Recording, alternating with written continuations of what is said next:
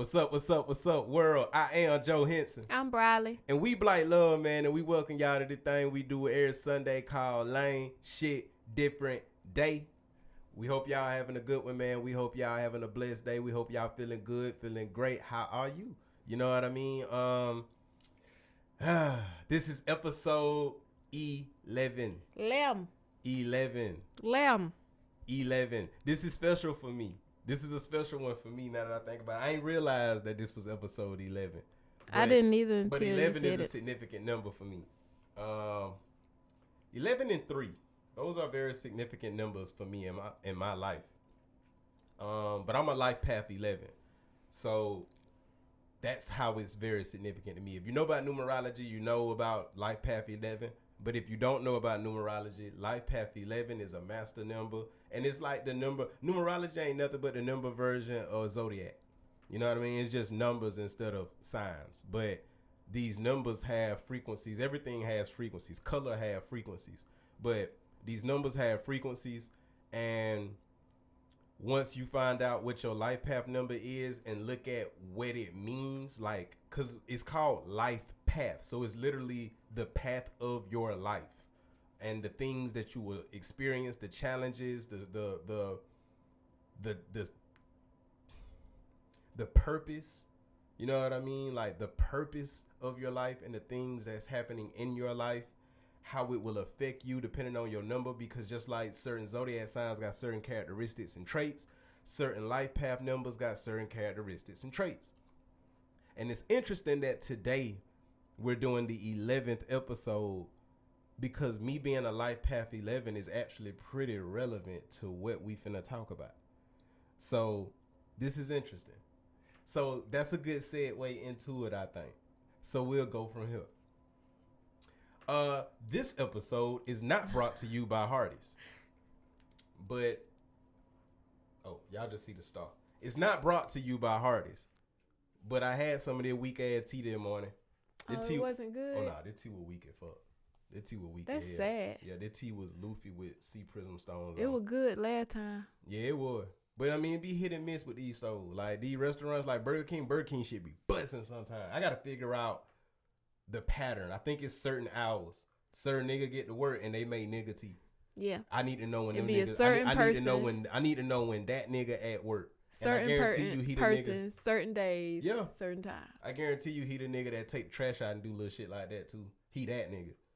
He the nigga that don't really get appreciated and shit, but he do a job good. Yeah. He do a job good. Them the ones I rock with the most. Shit, yeah.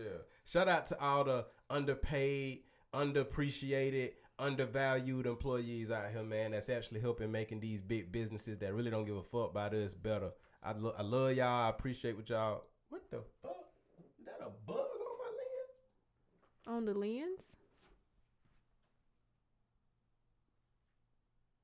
I just saw some shit moved out.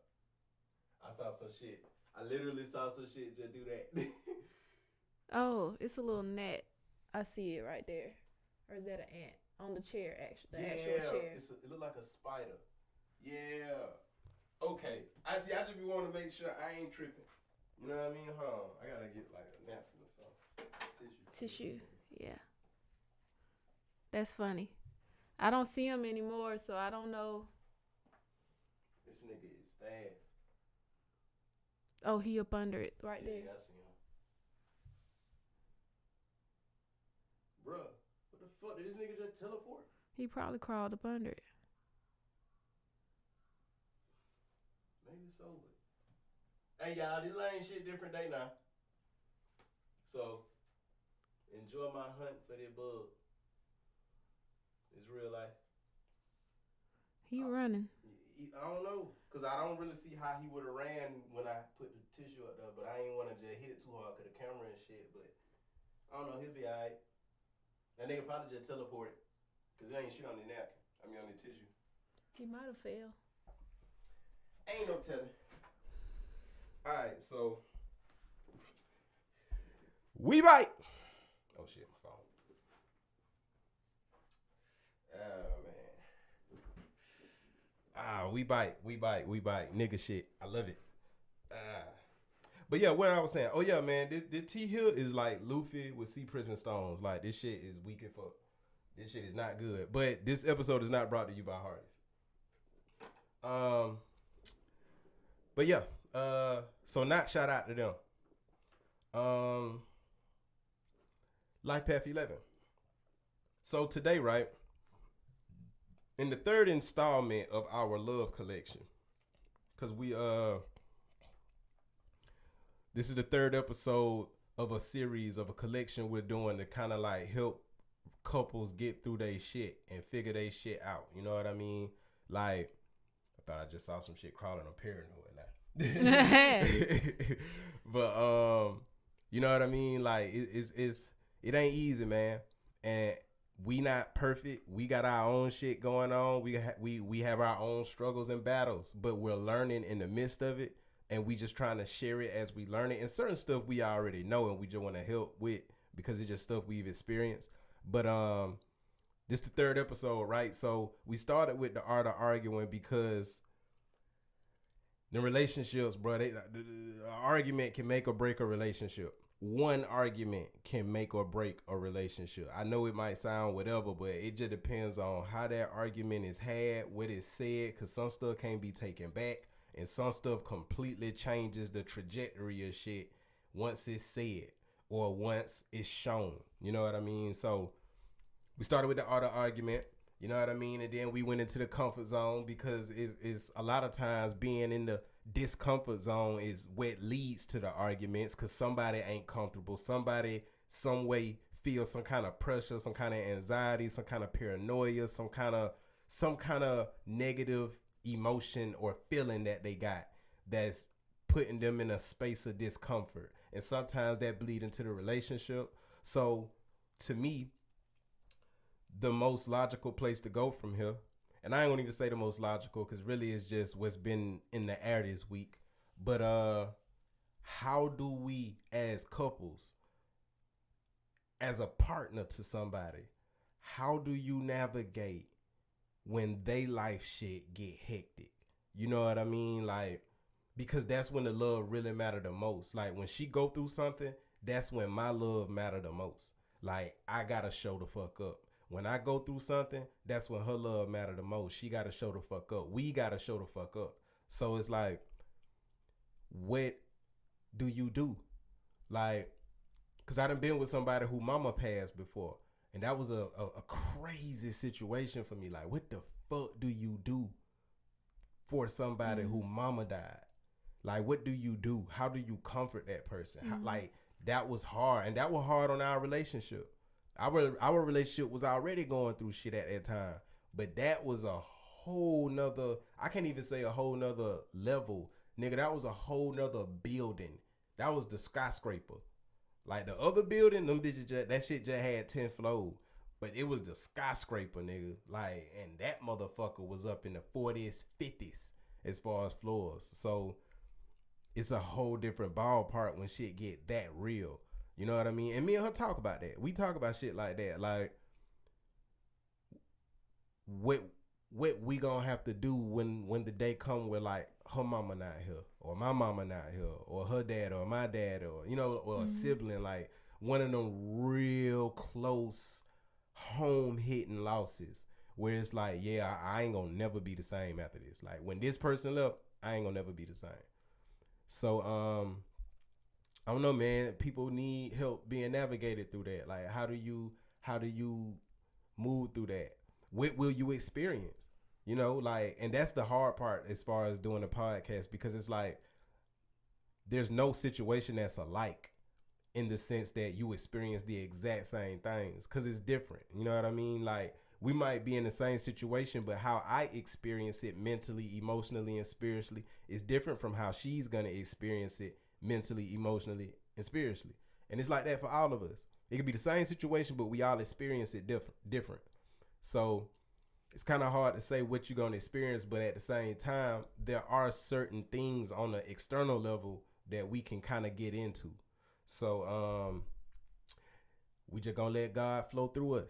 And we going to have that conversation, man. Hopefully y'all get something from it. I don't know. But we are here to help. You know what I mean? Anything I can do, me personally, that can help somebody figure their shit out a little more, I'm all here for it. Cause at the end of the day, I ain't got my shit figured out. So I know what it's like. You know what I mean? I'm figuring my shit out, but I ain't got my shit figured out. So I understand.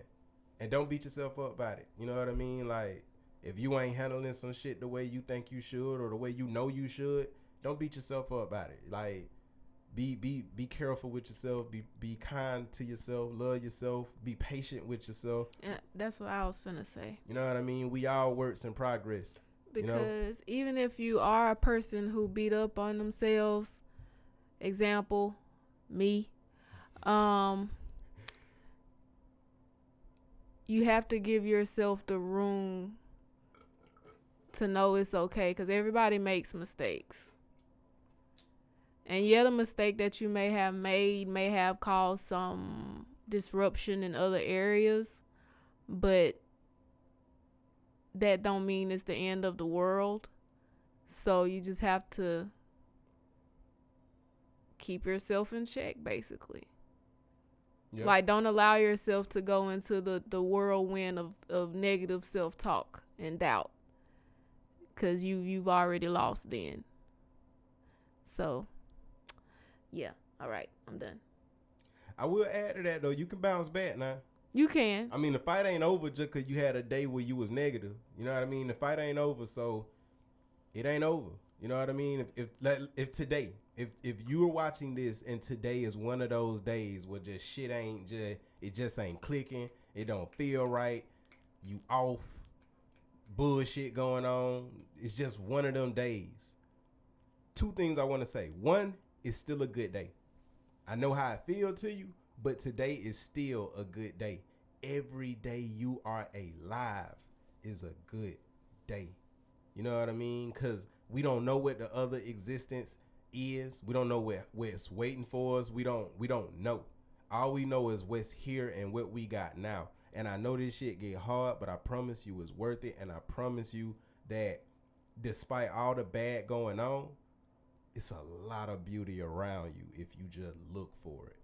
You know what I mean? Like, one of my favorite Tupac lyrics is, so many blessings while we stressing, waiting on better days. Like, it ain't a super lyrical bar or no shit, but it's real life though.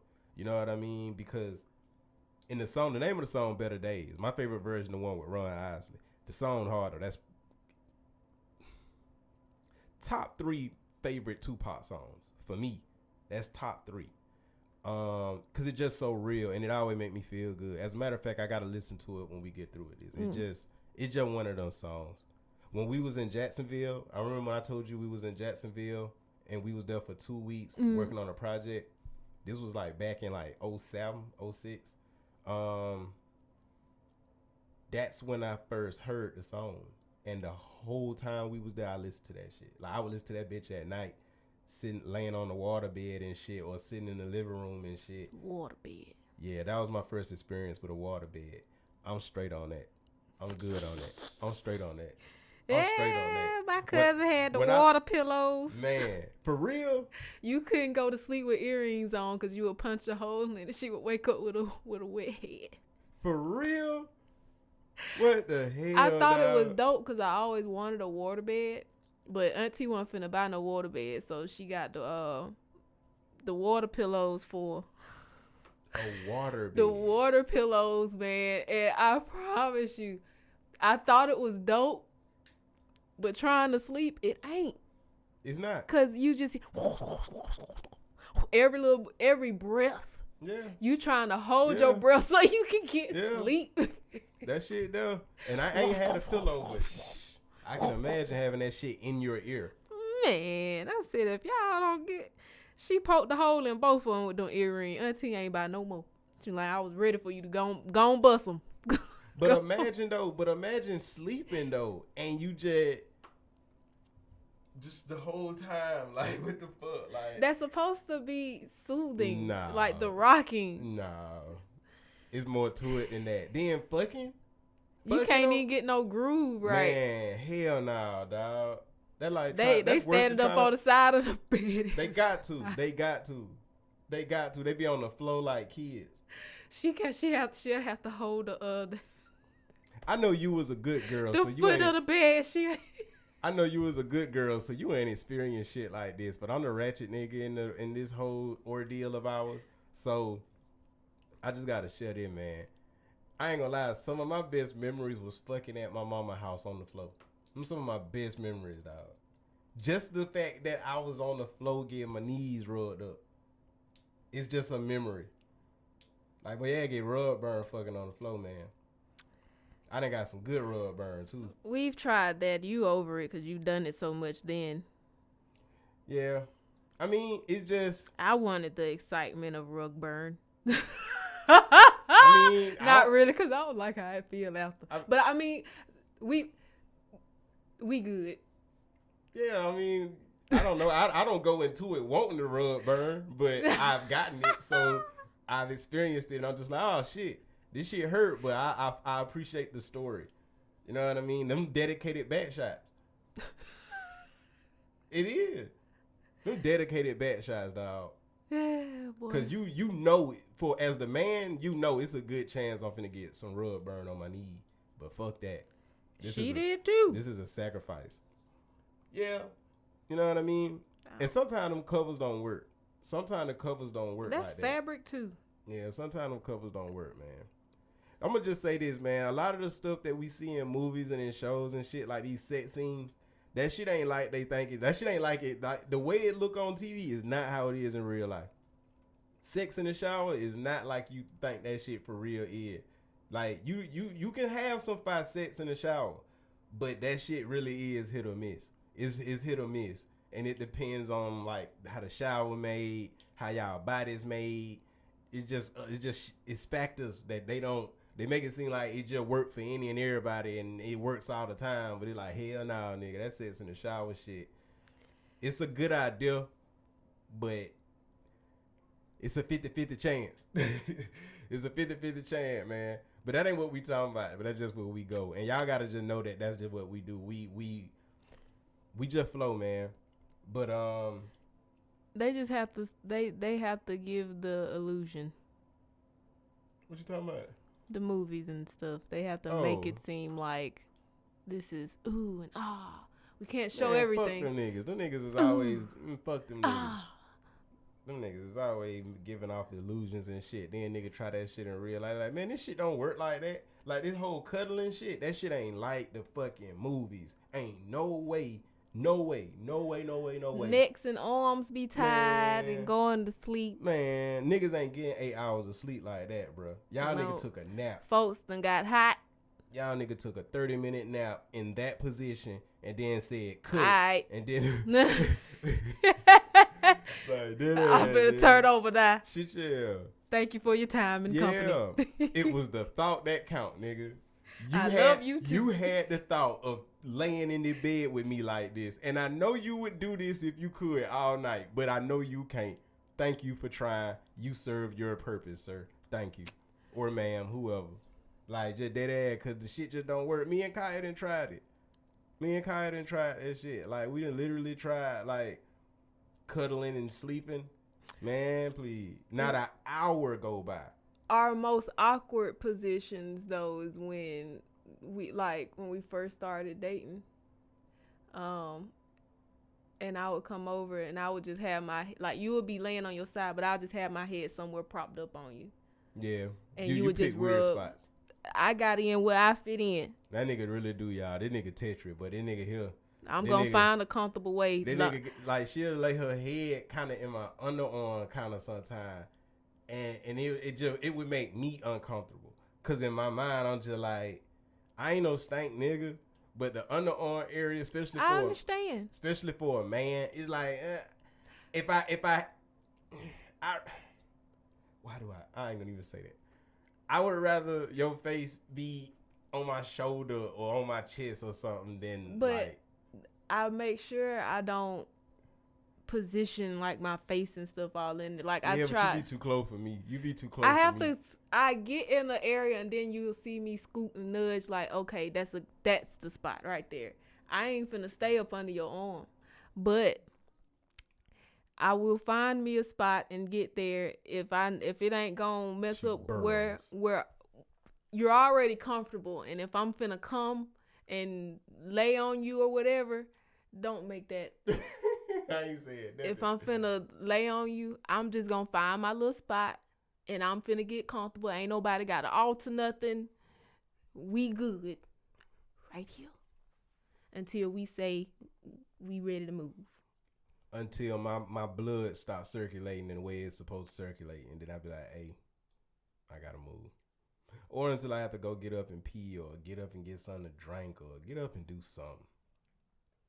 But yeah, man, that was our random commercial break. We're back. Welcome to Lame Shit Different Day, episode 11 with Joe Henson and Briley, aka Black Love. All right. We just had to have a little commercial break real quick. Like, shout out to our sponsors that don't exist. So yeah, what do you do, man, when your partner going through shit, and how that affect y'all relationship? I know me personally, being in 11 and just, I don't know, my family.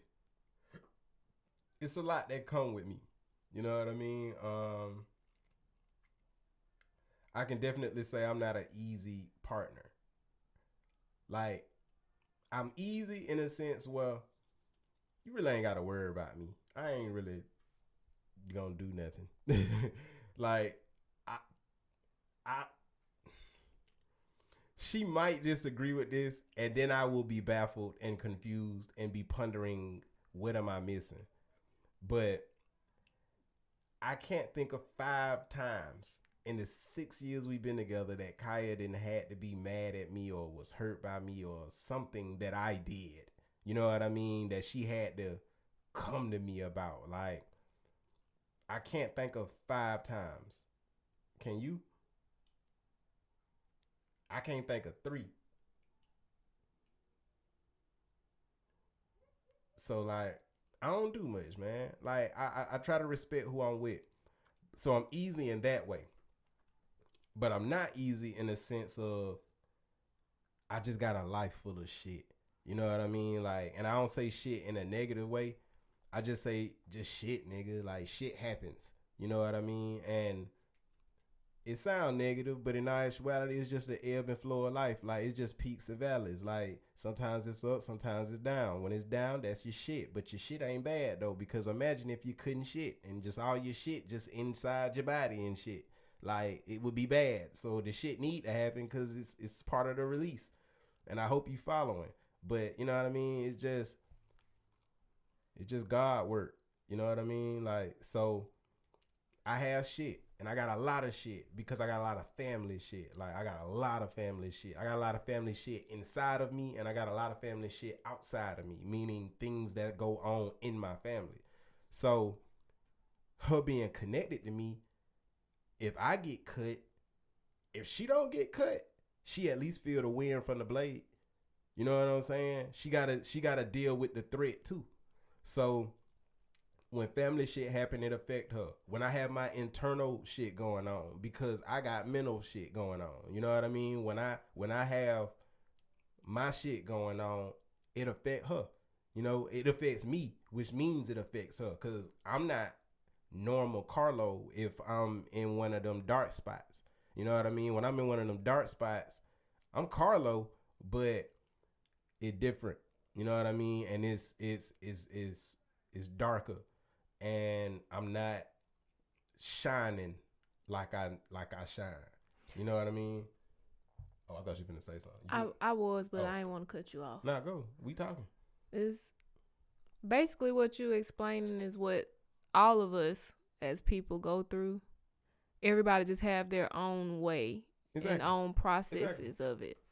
Like I said, we can be in the same situation, but how I respond and how it affect me gonna be different than the same shit. So, like, I know I come with shit. You know what I mean? Like, I know it. And then too, like, I know I battle with like anxiety. I know I battle with self-doubt. I know I battle with insecurities. I know I battle with not feeling like I'm enough. You know what I'm saying? And I know that's probably the hardest one. Like not feeling like I'm enough. Like I don't never feel like I am enough. And it's a lot of shit in my life that play a part in that. But she has to also deal with that. So it can be trying. And is that difficult for you? Like when I have my shit going on, like how is that for you? For me, I can start sensing stuff is happening. I'm never really able to pinpoint exactly. I have an idea. I don't say nothing though because I know I'd be wrong a lot of times because of my emotions. Like I might feel like something's going on and something really ain't or whatever. Battery about to die. But sometimes I do be knowing what's going on. Like I feel something going on, but I might not know exactly what's going on. And I wait till you tell me. And I just be like, okay, so that's why his energy might have felt a little off. I don't always know how to respond to it though. I try to be normal. Sometimes my little normal stuff can add to it though. Sometimes it add to it because I know when it be after the fact when I add to it though that wasn't even the way that I was supposed to have helped or something. So it'll be something that I missed that I didn't really pay attention to. And how do I respond in those times? You let me know. You let me know when something ain't cool. You'll let me know like that ain't. Just listen to what I'm saying. If it's something that's being said, you'll tell me to just listen. That ain't my point. Or you'll tell me to stop assuming. That's a lot. You tell me. Yeah, I tell you that when ain't nothing. I'll tell you that when I ain't in no dark spot. But it's a little grit behind those then because it's a little weight behind it. It's because it's I feel the intensity of whatever that you be feeling. Not as immense as you do because it's you, but I can feel like I ain't there. Like yeah, I'm not. Let's watch it. Like you feel the weight of it. So I try to. I don't know. I'm actually still trying to figure out how to maneuver through it, like without me adding and making it worse, and not taking everything personal. Because as you know, one of my struggles is I take everything personal.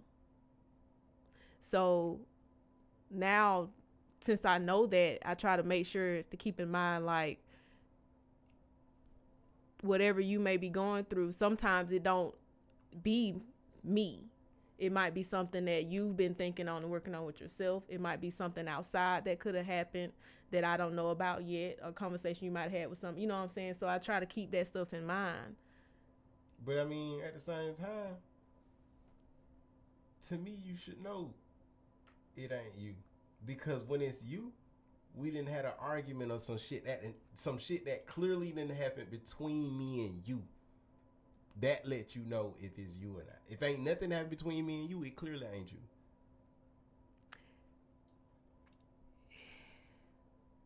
That's true. But when we dive further into the conversation of whatever it is, it can be difficult to not take it personal because some of the thoughts that I may have, certain points and stuff I try to make, or I'll either miss the point that you was trying to make in the conversation when you try to explain something that's going on that don't have nothing to do with me. It wound up being something to do with me and then we wind up having an argument because I'll misunderstand something or I'll take something that's said and flip it some kind of way and don't know that I'm doing that.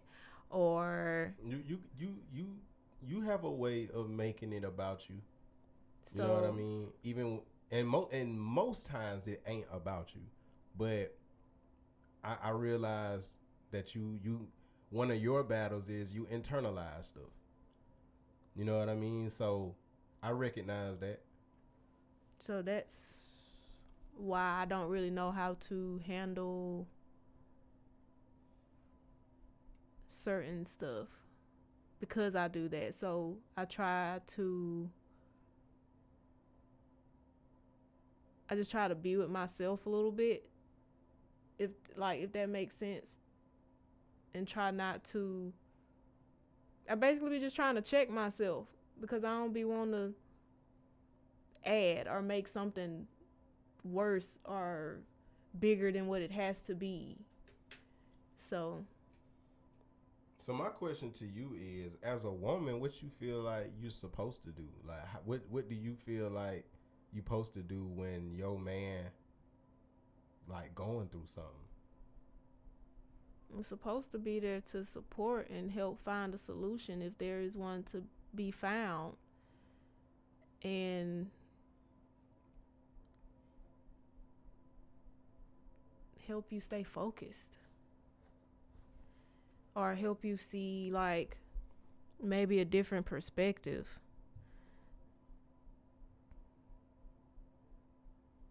Like whether it's like something that you might not have seen yourself within you, or something on the other person's end. So that's what I be trying to do. I think I be trying to do it. I'm probably not. I mean, I guess I could say whether you are or not, but to me that seems like more of a thing that you can say. Nah, I think that's something you can say, because you are my spouse. You would be the one that I would be helping in that manner. If I'm not helping in that manner, then you would be the one that'll tell me yay or nay, because I think I'm doing those things, or I'm trying to do those things. Yeah, exactly. And a lot of times I don't really help much. So, in my opinion, because that's what it looks like, that's what it feels, you normally wind up having to take it into your own hands, like without even like, because I'll drop the ball some kind of way, because I'll miss something, I'll forget something, I'll miss something, I didn't hear, it's something, I'll drop the ball somewhere. So that's why I be like that. That's why I'm saying, like, you would have to be the one to answer that question. It wouldn't necessarily be beneficial. Like if I'm not helping you in the way that you need it. So it's like you would be the one to answer that question, because ain't no point in me saying, yeah, I'm doing this and I'm helping this way and that way and the next, and I'm really not. I'm just kind of spinning wheels. I mean, I don't know. It's just one of those things where at the end of the day in a relationship, it takes time to get to know each other. Like, really, it's just about knowing your partner, which is what I be saying when we talk. You know what I mean? Like, just knowing your partner and understanding your partner. Like, nobody will ever understand nobody 100%, but it is our job in a relationship to try our damnedest to understand who we with, because you don't want to share a life with somebody you don't understand, because you're not going to do a good job at sharing it. Neither one of y'all, because without understanding, we don't have knowledge.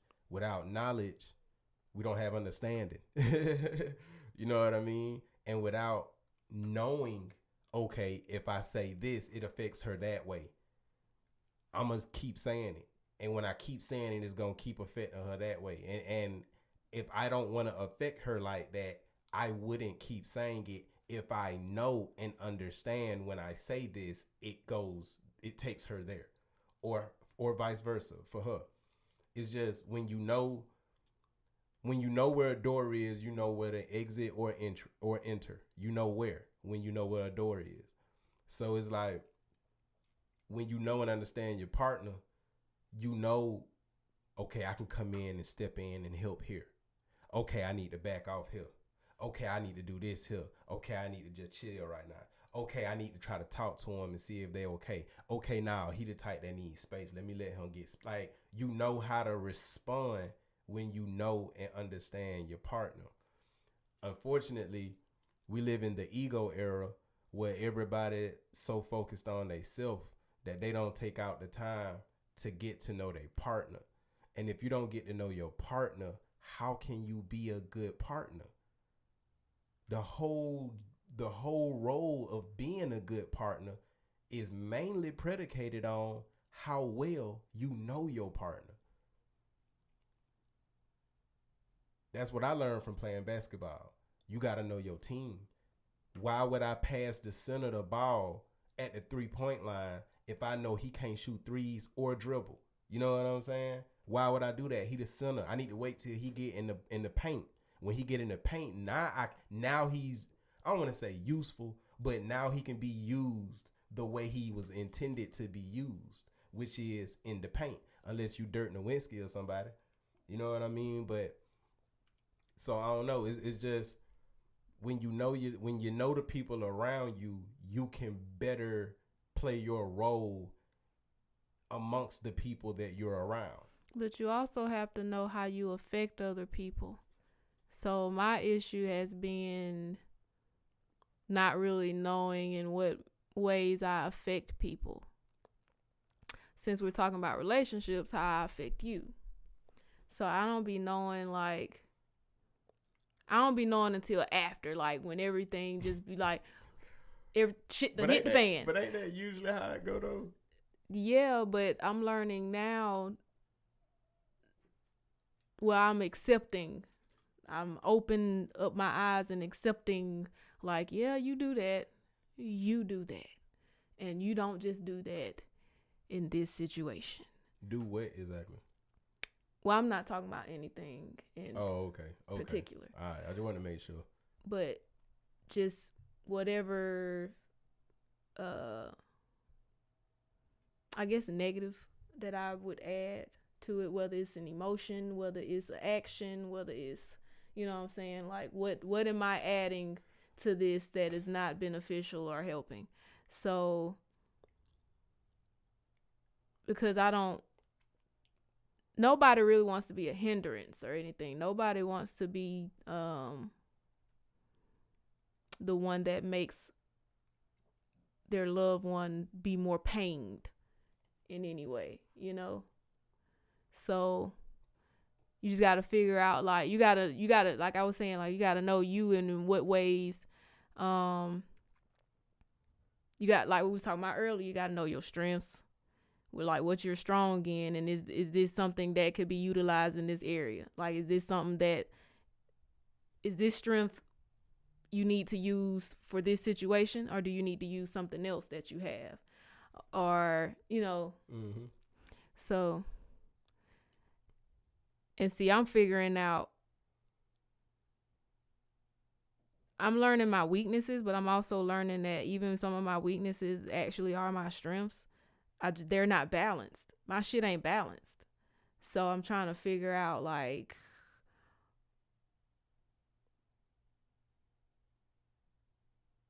everything, like, I'm trying to figure out when I decide to start taking stuff personally, when I decide to start being defensive, what did I choose to listen to, you know what I'm saying, like, in the like, you know, like, what words I focused on, because you have to come back and ask me a question again. I'd be like, what you said now? So now, like, lately you've been having to ask me at least 3 times instead of like 5 or 7. So lately you've been asking me like 3 times because I've been trying to make sure I slow down, be like, oh, he did say, okay, let me go. I missed something. You know, I don't know. I mean, finish what you're saying. I'm just listening. I don't know. I don't know what else to say. It's just, I'm learning certain aspects about myself, not only to better help myself, but to also better help us. So it's like, all that discomfort that we was talking about in the last episode, like it's uncomfortable for me to not know how to help somebody. I don't like that. Like, I always been the one that loved to help somebody. If I can do it, I want to do it. So, and it's uncomfortable also too to just, I'm constantly in situations where I clearly don't even have to be in, but because I be taking stuff personal or whatever, I wind up throwing myself in situations or causing a situation that don't even have to be. So it's like, it's just like I said earlier, man, I'm checking myself, because it's like, hey, you thought you was helping like this, and you keep getting this response over and over again. Some ain't right that you're doing. Some, it's not them, and it's not the situation. There is something that you are doing that is not meshing. You're not helping. You're not doing what you need to be doing for yourself and for the situation, because you keep meeting it. You know what I'm saying? So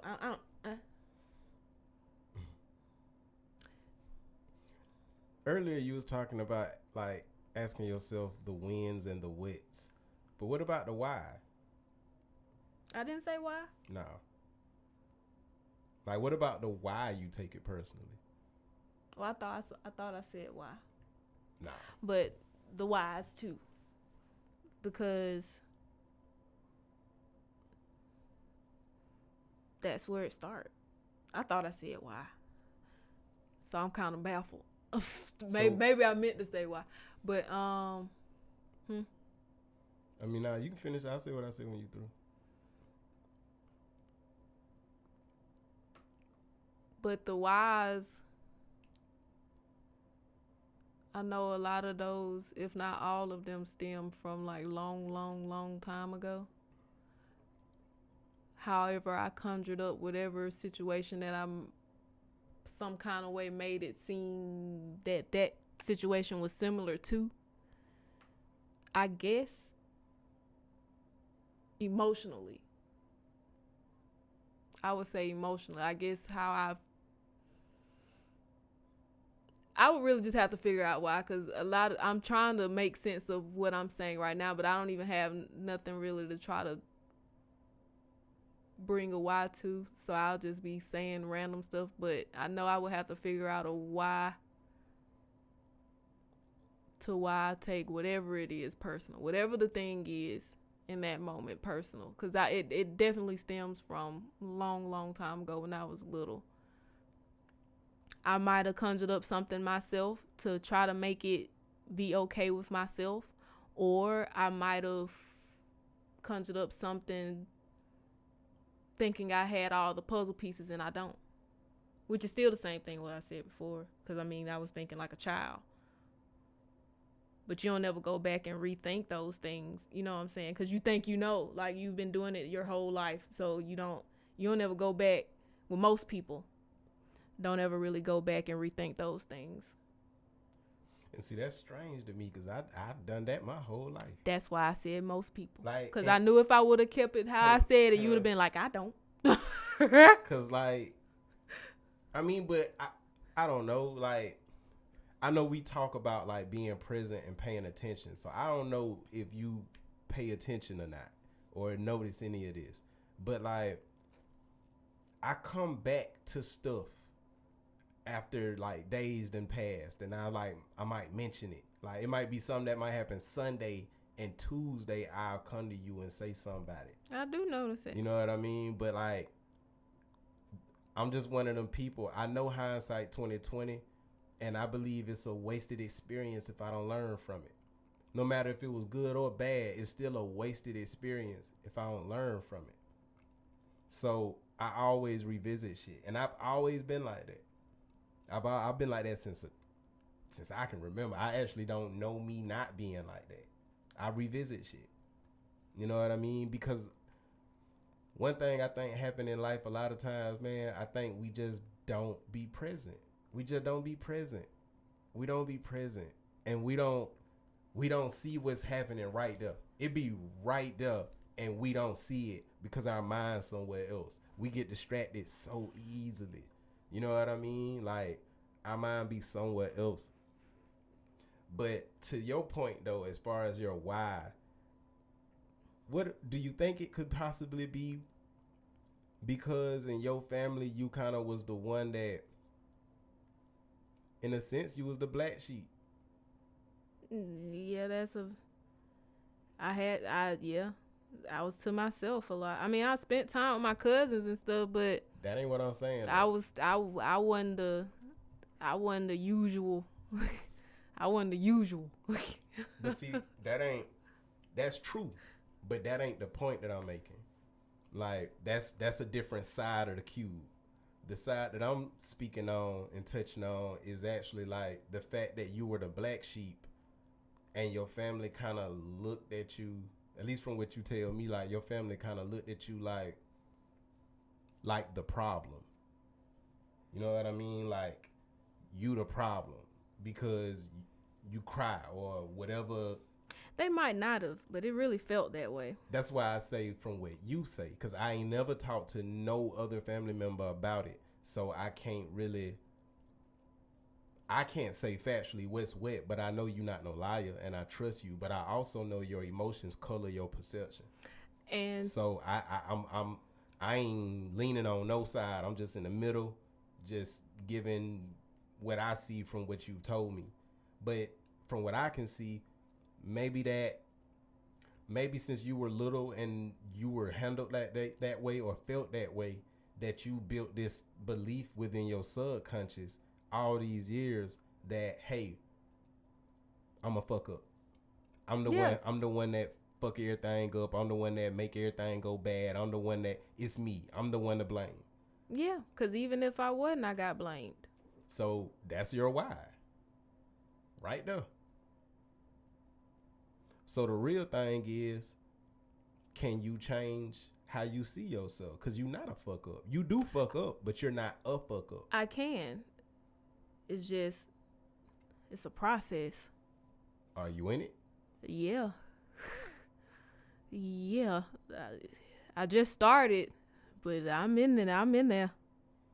But I don't know, because like, and it's crazy that you even saying this, right? Because you was also saying earlier, like, you don't know how you affect people, which was interesting to me because that go back to the present conversation. Like, is it a chance that you don't know how you affect people because you ain't paying attention? That's possible. So, because I mean, I don't know. Like, I understand to some extent we really don't know how we affect people, because you can say something and somebody could seem like they took it one way, but mentally or emotionally it could be a whole nother thing, because we all good at wearing masks. So I understand that aspect of it. But at the same time too, if you paying attention, you can see. You know what I mean? Like, just like it say, as above, so below, as out, so within. So what's going on the inside, you can see signs of it on the outside if you know what to pay attention to. Because like they say, 85% of communication nonverbal. 85. I mean, you're doing a lot of talking right now. You know what I'm saying? Now, how a person interprets nonverbal communication is a whole nother thing, and that's where perception come in at.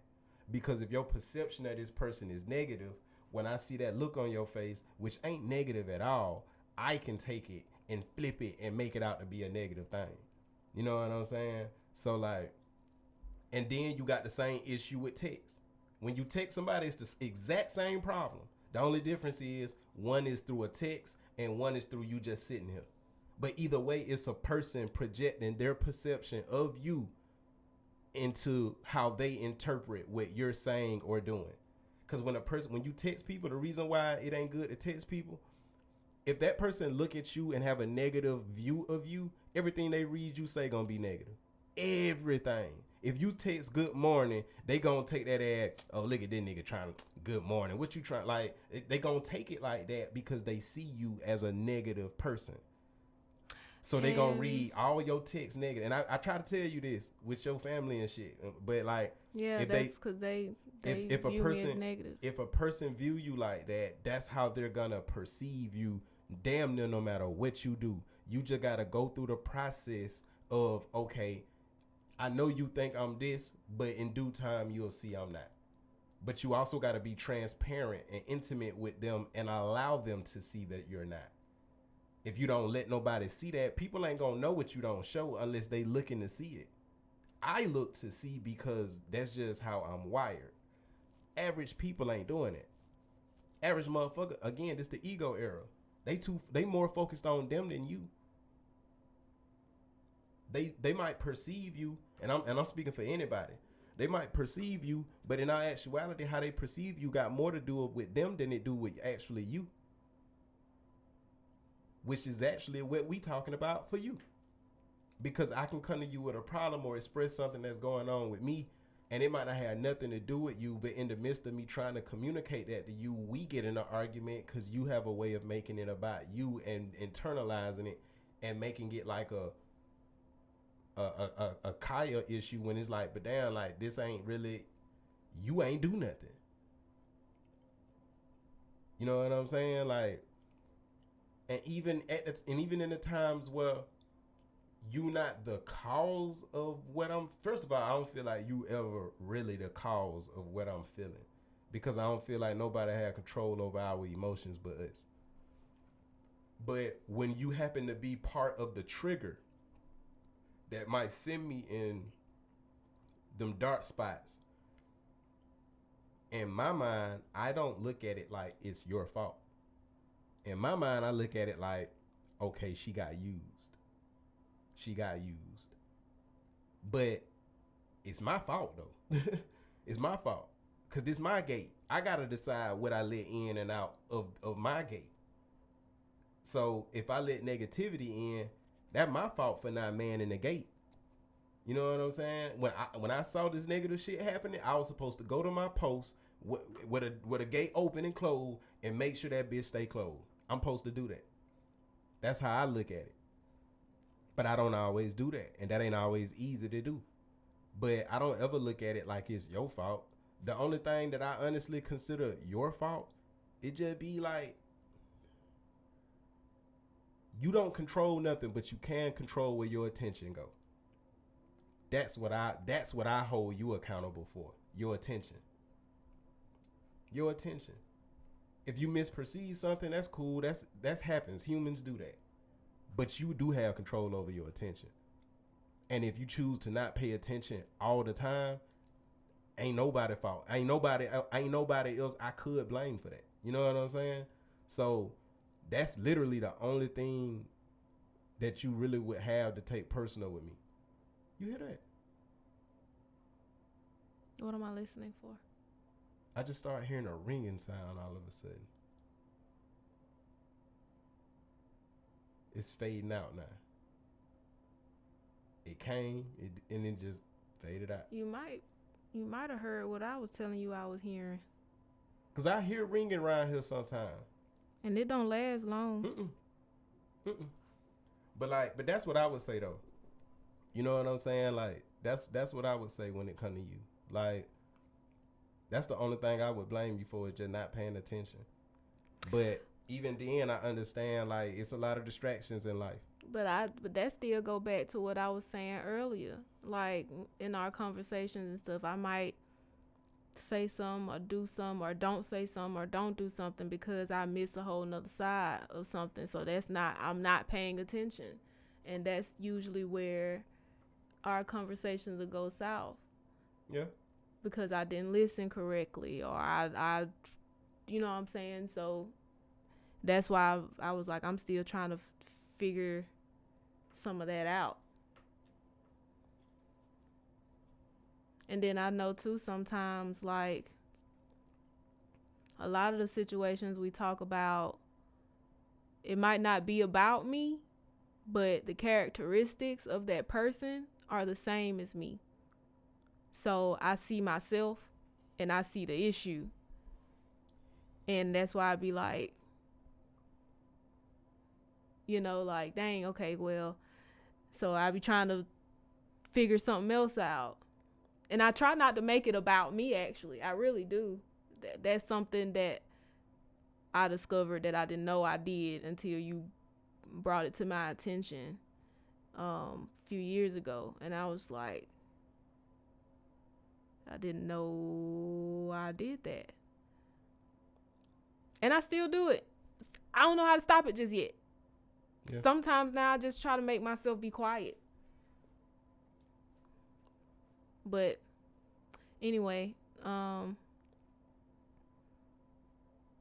paying attention because I done missed something, a detail or something, or I took something and flipped it and tried to make sense of it in my own weird way or something I done did in this brain or emotionally, either or. But have you noticed that like everything you saying revolve around you though? Yeah. So like that's what it is. That's it. You can't be there for somebody else if you so focused on you in the situation. If a person come to you with a problem and you make it out to be a whole thing that y'all gotta discuss and talk about how you feel about their problem, and not even, it's just, I don't know, it's kind of like a person come to you be like, hey man, you busy? I just needed to holler at somebody, man. I had a bad day. And then you'd be like, you too? Shit, I had a terrible day, man. You should have seen the shit that happened to me, man. Let me tell you about this shit. And then you just go talking about your day. I mean, I don't do that. I don't think I do that all the time. That's an example. Like, see, hear me. Hear me. I'm telling you exactly what I'm trying to say. You just got to hear all of it and not some of it. So please hear me right now. Okay. That was an example. That's not me saying you do that. But what I am saying is that is the equivalent of a person coming to you with a problem and you taking it personal. And now what they came to you just needing a vent or maybe needing some encouragement, some guidance, some support. They're not getting any of that because they have to actually argue with you now because you took it personal for whatever reason, because you're focusing on you in the whole ordeal when the ordeal ain't got nothing to do with you other than the fact that this person loves you and trusts you enough to come to you with it and talk to you about it. Do you get what I'm saying? I get what you're saying. But I'm just thinking about myself and situations and when it flipped, when I started doing that. Cause all I've been thinking about is like, but my intentions ain't that. My intentions ain't that. My intentions ain't that. But because you be so wrapped up in what you're doing and what you feel and what you set out to do, you don't pay attention to the outside world. You think you are, but you're really not. You just in your own little workshop just doing shit like, okay, well I see this, I'm gonna take this, la, la, la, la, la. Okay, I see that, I'm gonna take this, la, la, la, la, la, la, la, la. Oh, you feel that way? Okay, I'm gonna take that, la, la, la, la, la, la, la, la, la. You know what I'm saying? Like, and it's not really spinning wheels. You just in your own la la land. And I think a lot of us do that. We just in our own la la land, thinking we're coexisting when really we're just existing within ourselves. We ain't really out, like the co-part missing. We ain't really, and I think that starts from childhood. I think that's just something from long time ago. Somewhere down the line, we didn't really learn how to take ourselves outside of ourselves and see what's really happening. Like, because as kids, you really are. You in survival mode as a child. Like, you really are gonna focus on me and what I got going on. Like, me, I'm hungry. Me, I want to play. Ain't that some shit though? How the fuck you in survival mode as a child, and then you're in survival mode as a teenager, and then you're in survival mode when you turn 18 is still a teenager, but 18 when you consider it more grown. Then you're definitely in the survival mode when you move out and you're doing grown shit for real. It's like basically we live our entire lives in survival mode. We're not supposed to, but that's what we're doing. We're stuck in survival mode. I think that's why the world is the way it is now. Are we really stuck, or are we just choosing to be in survival mode? Because stuck means when your tires is stuck in your car and you can't move, you did not choose to be stuck. I say stuck because people ain't really choosing to see, but I guess not. Because it's really just choices, man. Everything we talking about a choice. So my question for you, when you're going through something, do you think I help?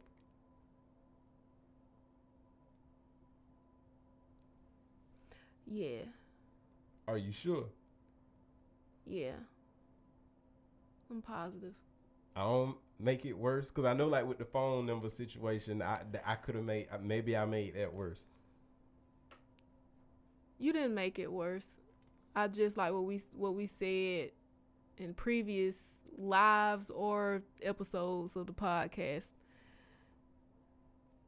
Sometimes a nigga just want to feel how the fuck they want to feel when they feel it. Like, cause that's really all I was saying that day. Like, I know I thought about everything that you're telling me, but I don't give a fuck about that. I am pissed because that nigga lied. Like, I did not want that to happen, and it still happened. But that's important though. Like, but you wouldn't let me be mad. Like, you wouldn't just let me be. You was fighting for me to just not be mad, and I'm like, the more you're fighting for me to not be mad, it's making me more mad. Just leave it. But you do help. You help a lot, and I know I fight the help, but you do help, because even after we do our fighting and we done calm down and we still talking, you just gotta not say nothing to me. Hey, okay, so this is a good time as ever for me to explain some shit, right? So, okay, y'all, behind the scenes, right? The camera we use to film this, for whatever reason, Canon with the Rebels, you can only record video for a certain amount of time. So the reason y'all see like these cuts and stuff in our episodes is not because we wanted to chop something up. It's because the camera cut off on us in mid-sentence or some shit, and we gotta find a way to splice the information, splice the video, the footage, so it makes a cohesive episode. So something that we run into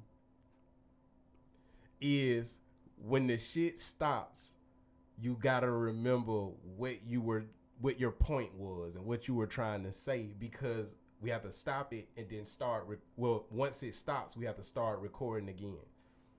Kaya has a habit of forgetting what the hell she was saying. So right now, she trying to figure out what she was saying. I'll have it in my head, but he'll say something and I'm listening, and soon as I listen to what he said, it's gone. I literally just said, don't forget what you said. And then But he said every time, and I'm like, I'm trying to remember, but I'm trying to listen to you. Now that I've listened, I have let it go. So that's why you don't pay attention, because you can't hold on to your own thoughts and the thoughts of somebody else. I cannot multitask like that.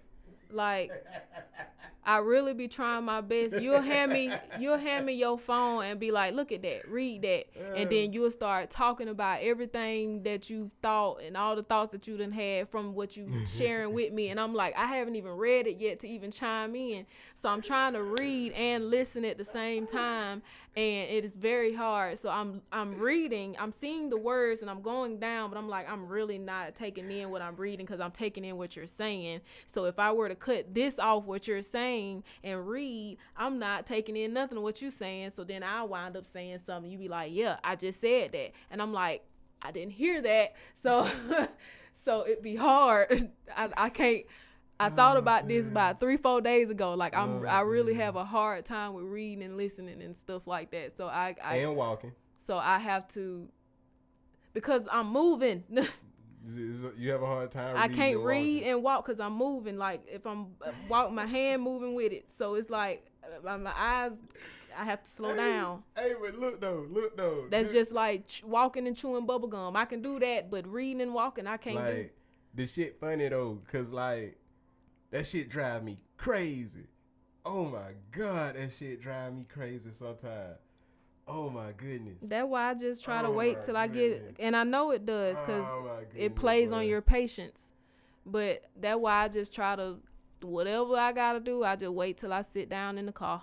I try my best to just get where I'm finna be so I can do it. That shit be funny though. But it be hard because we be on the go. So I be trying to do stuff on the go. And I have to find some kind of way to slow down to do it. Anyway, you so right brain, man. That's such a right brain thing. Like, that's such a right brain thing. Like, oh man. I can't remember what I was trying to say though, but you do help me though. You do help me. I know I fight or whatever with the help. But after we done had our little argument or whatever and we done calmed down and we still talking, like, and I do whatever little crying I'm going to do because I done beat myself up mentally and emotionally some kind of way. Because by that point, unfortunately, because I done threw a tantrum by that point. But I'm calm enough now where I can listen and really take in what's being said and put it in the right spot. Long as she ain't doing something else. I'm just being funny. Keep going. Because I was like, what you mean? Like, you was just saying you can't multitask. I know. So I know what you mean. But when you said it at first, I'm like, I'm in my head like, when I do that? Like, I'm like, dang. See, man. See. But I'm trying to learn, man. So when you tell me stuff, I'm like, That's why I used to record, man. Because it's like, man, look. I'm trying to pick up on the stuff I do, man. But you do help. You help a lot. You've helped me in ways that I have not been able to help myself. You've helped me in ways that people that I actually expected to help in those manners haven't. And I never even had to ask. I didn't even express that I needed it. You just, hey. Here you go. I mean, for me, it's a few things that just come natural to me. Like, it just really come natural to me. Rap come natural to me. Listening come natural to me. Problem solving come natural to me. And communicating, like effective communicating, like how I communicate and express myself and articulate myself and how I process things and regurgitate what I process, that shit just come natural to me.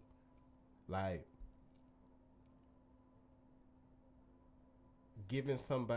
talking somebody down from the cliff or the ledge, that come natural to me.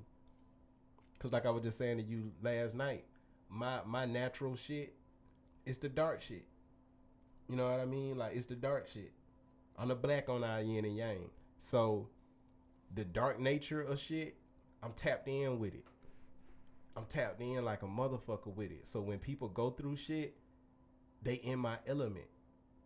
That's my element. Going through shit, that's my element. You know what I mean? Like, I got a long career of that. Just like really going through shit. So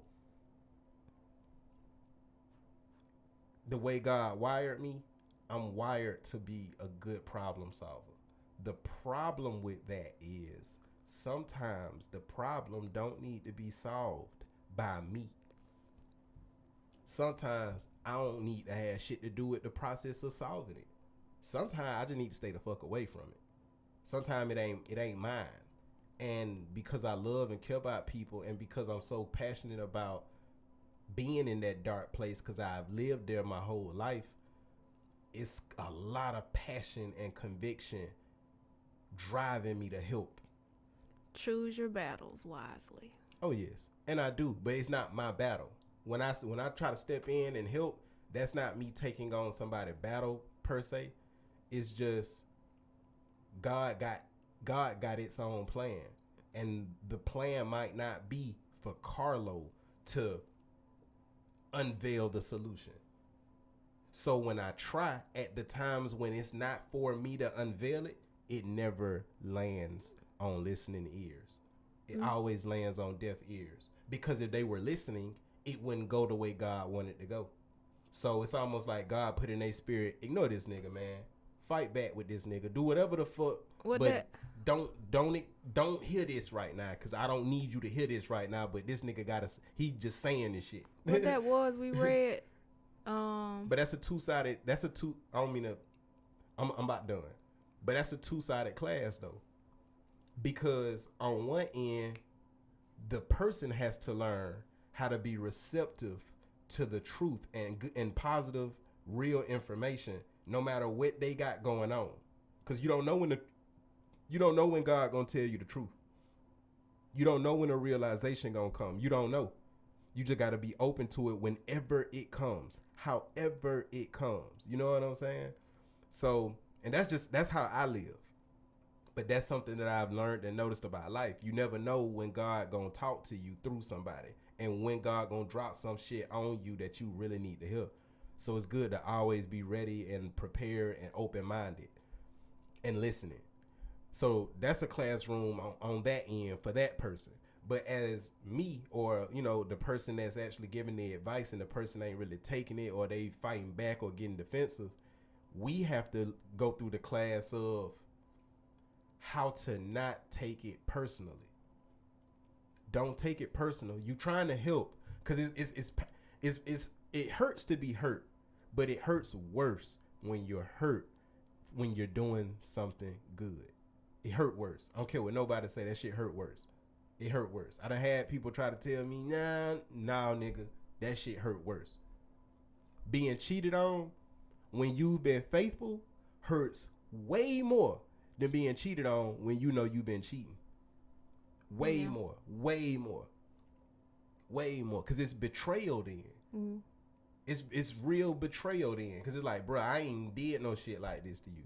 You know what I'm saying? But you did that shit to me. Like, that fucked up, bro. I had opportunities to fuck. I ain't do no shit like that to you because I respect you. I care about you, and I value what we got. But you just went and fucked and just said, fuck it. Nigga, that's treason, nigga. You know what I'm saying? Mm-hmm. Like, so it be little shit like that. But it's a classroom either way on both sides. Both people got to learn in that process. So for me, I look at it like, okay, I got to learn how, because I know part of my life purpose is helping people through their shit. So I know I'm going to run into people who going to kick and scream. I'm going to run into people who going to get mad at me. I'm going to run into people who going to blame me when some shit don't go the way they thought it should go because they didn't understand what God's plan was for the whole shit in the first place. That's going to happen. How am I going to respond to that? Because, I mean, it's good that I want to help, but just because I want to help don't mean I'm going to help. And just because I want to help don't mean God going to allow me to help. And just because I want to help don't mean the person want to help. So it's just all these different variables that go into it. So it's a classroom for both people. Both people be students at that time. So I'm learning how to know like my intentions was good and I handled it right. And if it blow up in my face or if a person respond negatively to me showing love, just learn how to swallow that and not take it personal and love them past that. And that's what classroom I've been in for the past 21 years of my life.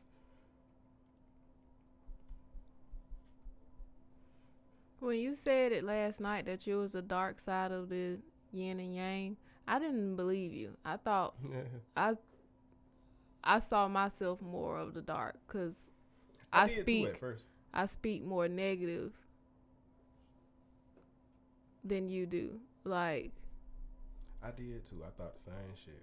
But whether it's about myself or just outside stuff, I speak more negative stuff. You, on the other hand, you always have something positive to say. So much so that people be like, God, dog, why you so positive? You know? And people used to say that about me.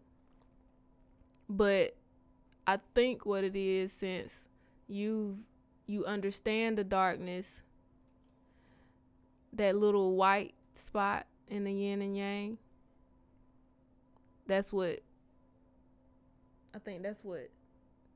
people see. Yeah, exactly. And people see you're white. Yeah, they see my white, but my dark is like really vast. Yeah. We the opposite. So I don't. That's because remember, I don't know if you remember, but when I first came to you about the yin yang thing with me and you, I did say like you were the negative. Well, not really the negative. That's a trait that it say, but that's not to say you're just a negative person. Like, I had to understand it. And the only reason I understood it and said what I said yesterday, because I've been researching it. So as I researched it, I'm learning that it's not saying that you're a negative person. It's just a nature thing. It's like, what's your nature? Like, I'm just more in tune with the dark aspects of existence. I'm just in tune with it. I'm not negative about it, but I'm in tune with it. That's my nature. Like, if I go to an art museum, I'm going to be attracted to the pieces that have more of a darker undertone to them. That's what I'm attracted to. You know what I'm saying? Because I connect with it. I see me in it. You know what I mean? So, like, that's really what it means when it comes to like the yin and yang, which is why I am the darker one. You know what I mean? Even down to my body temperature, my shit be cooler than yours. You know what I mean? Like, I'm more cool natured. You're more hot natured. You the warmth. I'm the cool. Like, that's just what it is. That's not to say I'm cold hearted. I'm definitely not cold hearted, but I'm more on the cool side of shit. And when you think about our personalities, that makes sense. I'm cool as fuck. What you trying to say? I'm cool. Hear me. I'm cool as fuck, but I can be cold. You can't be cold. I ain't never seen it. I don't think you got that possibility. I don't think you had a capability to be cold. I can be cold. You, however, can be fire mad. That's how your shit would come out. You can't do cold.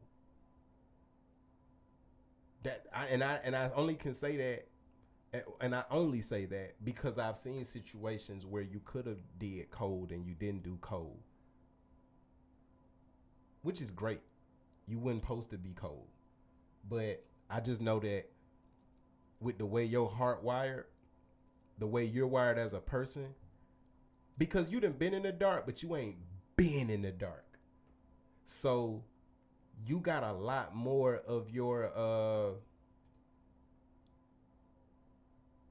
purity, childlike innocence than I do. You got a lot more of that than me. And I have a lot more of that than the average person. But you got a lot more than me. because and this is just shit that I think about. One of the biggest blessings that I have when it comes to me being your partner, your life partner, you didn't have as many experiences, and the way God wired you, it didn't affect you the way that the bad dark side of love affects a lot of your sisters, a lot of women. A lot of women has a lot of baggage they carrying around from past relationships and shit that they done been through and dealt with, and they can't get love right because they can't move past the baggage they tote around. You ain't really got no baggage like that. Not from relationships, not from dudes you've dated. Most, if not all, your baggage come from your family. So, but even with the family shit, it ain't like no super deep dark shit that took place. It's just shit that was not cool, that hurt you, and it kind of shaped who you are. But your past ain't full of like skeletons. Like, you don't really have skeletons. You don't really, not from what we be talking about, unless it's just shit you ain't told me. But from what we be talking about, like, on a scale of 1 to 10, 10 being like super severe issues, I don't think you got nothing over a 6. Like, you done had it pretty easy. Not to undermine any of your struggles, but I'm just saying, like, in the scheme on the scale of how bad things can go, you've had it real good.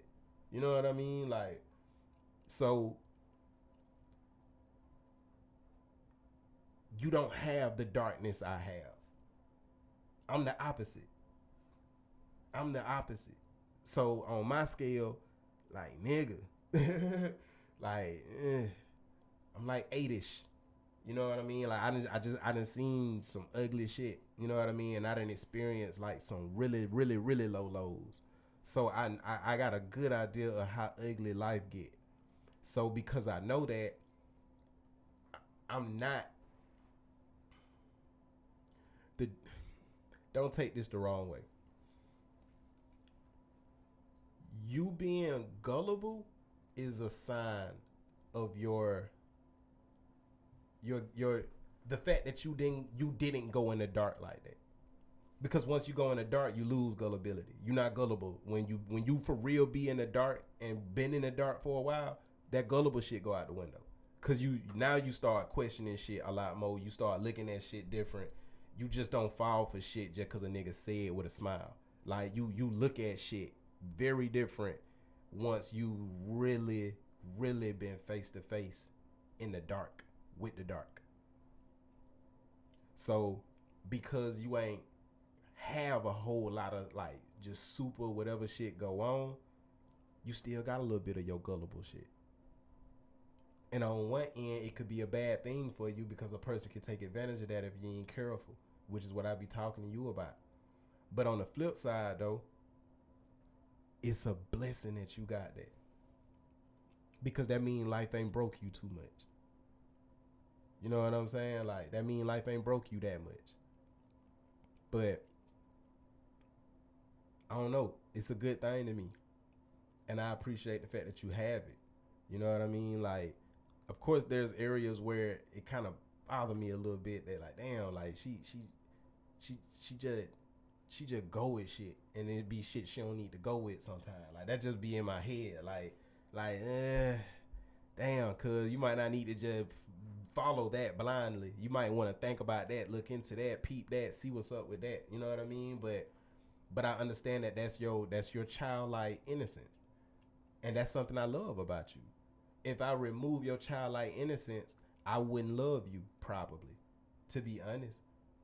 Like, a lot of what I love about you is your childlike innocence. It comes from that part of you, cause it's beautiful.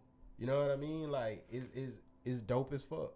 So if I were to go through something, because we still have a lot of life to live. Yes, definitely. So if I go through something like we was talking about earlier, where I lose a parent or when something, you go through something,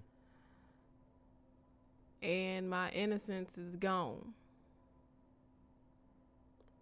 then what? Because you just said, to be honest, I probably won't love you. I said I probably wouldn't love you.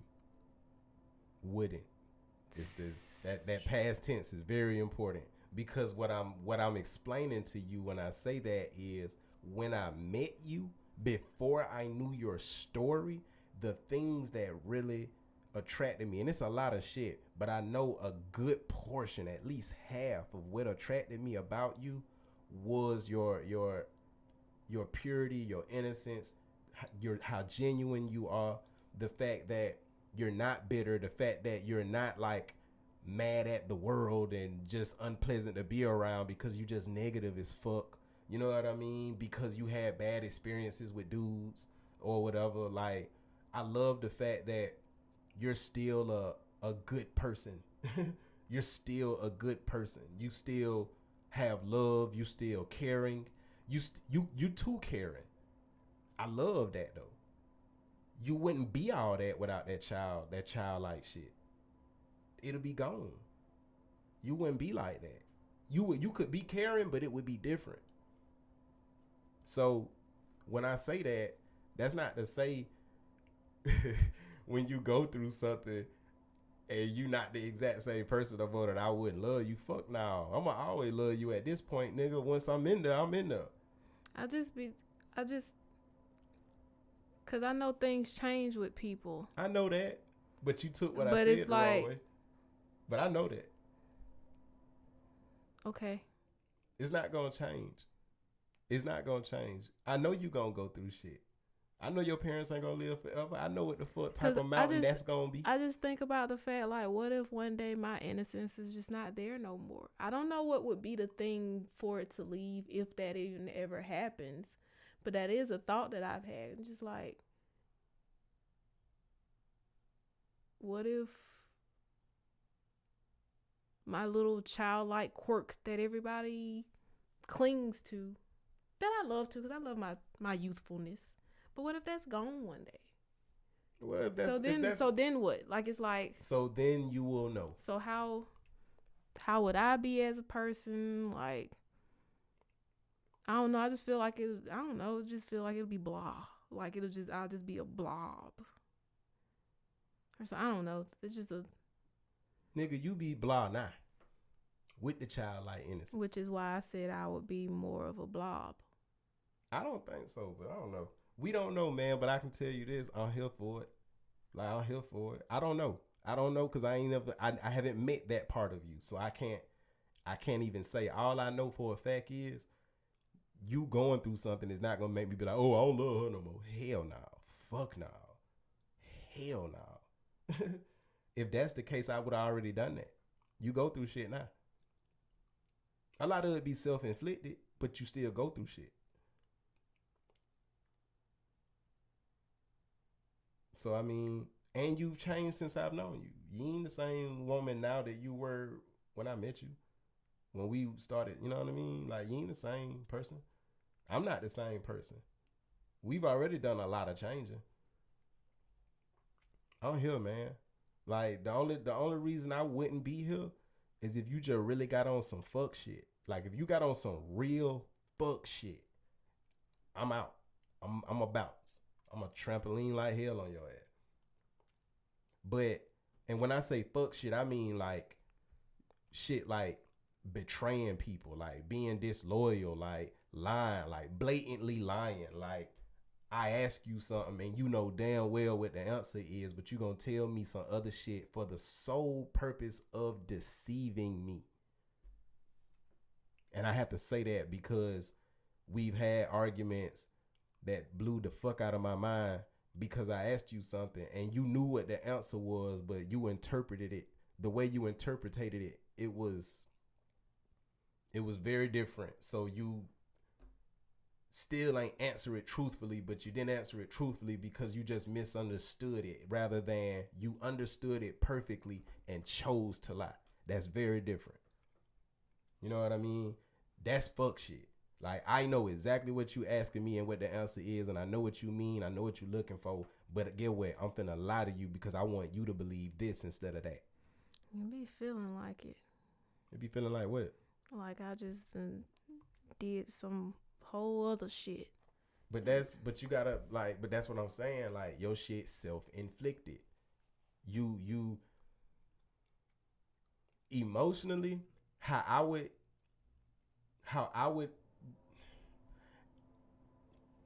I'm not gonna say it like that. I'll say this. It's kind of like an emotional sprain. Like a sprained ankle. Same thing, but emotional. That's how I see you. It's like emotionally you have a sprain, which means it's sensitive. If you put too much weight on it, you're gonna feel some pain. If you hit it too hard, you're gonna feel some pain. Like it's not hard to make that sprained area feel pain. So emotionally, it's not hard for you to feel pain or discomfort. It's very easy. Very easy. Very easy. And oftentimes it's you that do it. It's you that puts you in that space where you look at something in a way that it really ain't that, but that's the way it feel to you, and that's real to you. And that's more real to you than what's actually reality. And as somebody who's with you as your partner, that's something that I've just seen and noticed over and over. And I could be wrong, but that's just my perception of it. But that's what it come off as, and that's what it feel like and look like to me when I really just sit down and think about it. But I understand why it's like that. And I understand that that's part of the process for you. You know what I mean? Like, that's part of your growth process. Like, getting to a point where you that sprain heals. So, I can't have you without your sprained ankle. You know what I mean? Like, I can't get you and leave the ankle. The ankle part is part of you. So, you got that sprain. It's like, all right, cool. I just got to figure out how to maneuver with you so you won't feel no pain with that. And that's literally what I've been trying to do the past 6 years. It's not easy because, again, like, whatever, it takes very little to make that hurt. But, I mean, if somebody in pain, what you gonna do? Are you gonna, like, beat them up for being in pain, or are you gonna just be more careful with them? I choose to be more careful. If you love somebody and they going through some shit and they hurt, and it's like, are you gonna be mad and beat them up because they in pain, or are you gonna be like empathetic to it or compassionate to it and just be like, okay, I understand you got a weak spot right here, so let me be careful with you. Like, let me be careful how I maneuver with you, because I don't want to cause you no more pain. Like, and I just choose to be careful. So I maneuver different. Like, I maneuver very different because I understand that there is a sprain. So I just try not to add, man. That just be my number one thing as a partner. Like, if in any relationship I've been in, my number one goal is, well, I don't want to say number one, more like my 2 or 3rd, maybe my 2nd or 3rd. But I don't want to add to your shit. Like, that's just it. Like, that I go into it with that. Like, I don't want to add to your shit. Whatever you got going on, because I know you got shit going on. I don't know it right now because we just started fucking with each other, but I know you got shit going on. Whatever it is, I just don't want to add to it. That'd be my whole thing. I don't want to add to it. So I'm a maneuver. That's why you can't name 5 times that you didn't have to come to me with some shit in the 6 years we've been together. Because that's 6 years of me every single day waking up thinking to myself, I don't want to add to what she got going on in a negative way. So I maneuver and use extreme consideration, extreme carefulness. You know what I mean? Extreme thoughtfulness, extreme loyalty, extreme faithfulness, extreme communication. You know what I mean? Extreme patience. Because I'm actually very patient. You need another level. But I'm actually a very patient person. You don't be in 2 7-year relationships not being patient. You know what I mean? Like that's a lot of waiting I did. So I'm very patient, but people require different levels of patience. And if I'm gonna be a person's partner, I gotta meet them where they at with that. Like, if I want to be with their person, I just gotta find the patience to endure whatever it is I gotta endure, or wait on whatever I'm waiting on, or however that go, if I want it. So that's just how I approach it. Like, I want this, so what come with it, until it get too expensive, I'm good. Now, if it get to the point where I can't be happy with you, then we'll have to talk.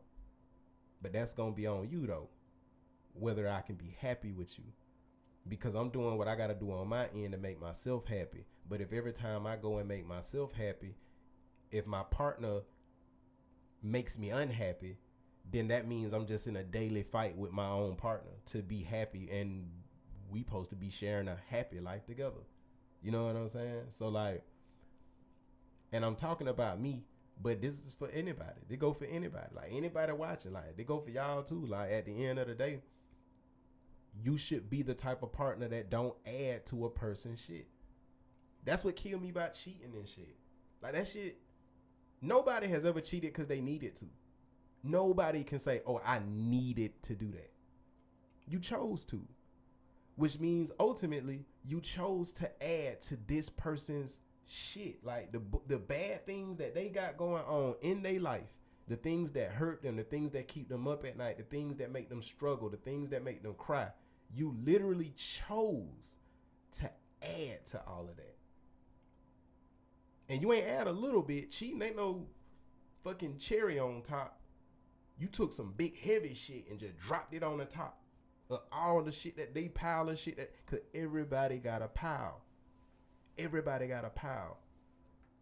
So me, every day, today ain't no different. For the entire time we've been together, I get up every day and I have a goal. And it's not even a written goal. It's not even conscious. It's a subconscious goal. It is embedded in my subconscious. It's as natural to me as breathing. But I have embedded in my subconscious, I don't want to add to what she got going on.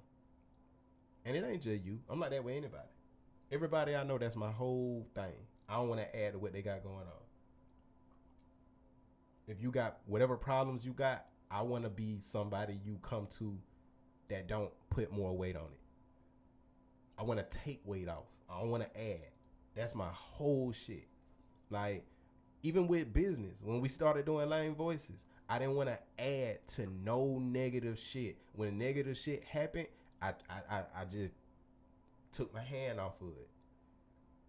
Like, because it was stuff that I wanted to say something about that I didn't say nothing about, because I was like, if I say something, it's going to add more weight to it. I don't want to add more weight to it. So let me just leave it alone, and I hope it stabilizes on its own. I hope all this shit don't fall apart. I hope it stabilizes on its own. I don't want to touch it, because if I touch it, I might fuck it up. I'm going to let God handle it. And I do shit like that because I don't be wanting to add to nobody's shit. Cause everybody got their own shit. L.A.M.E Voices had its own shit it had its own shit. So I didn't want to add to the shit we was already dealing with. That's just how I'm wired. Because I mean, a problem solver can't be the problem too. You know what I mean? Like, if I'm a natural born problem solver, I can't also be the problem. I'm already my own problem.